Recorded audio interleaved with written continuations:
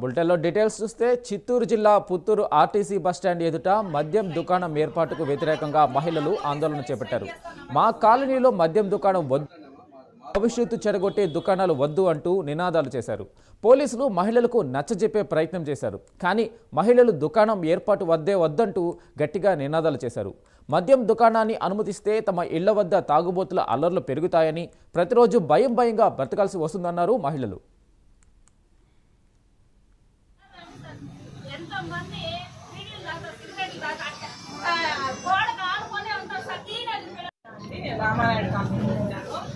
మేము ఇక్కడ స్కూల్ పిల్లల్ని ఇక్కడే స్కూల్ బస్ ఎక్కిస్తాము. మేము ఇక్కడికే రావాలి, దేనికి వచ్చినా బస్ స్టాండ్కి ఇక్కడికే రావాలి. ఇక్కడ షాప్ పెడితే మాకు ఇబ్బంది.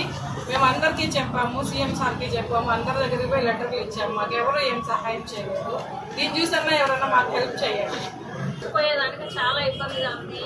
బస్సు స్టే చేసేవాళ్ళు, పక్కన కళ్యాణ మండపం ఉంది, షాప్స్ ఉన్నాయి. అందరికి చాలా ఇబ్బందికరంగా ఉంది ఈ షాపు. దయచేసి మీరే ముఖ్యంగా అందరినీ కోరి ప్రార్థిస్తున్నాము, ఈ షాప్ని ఎక్కడైనా మీరు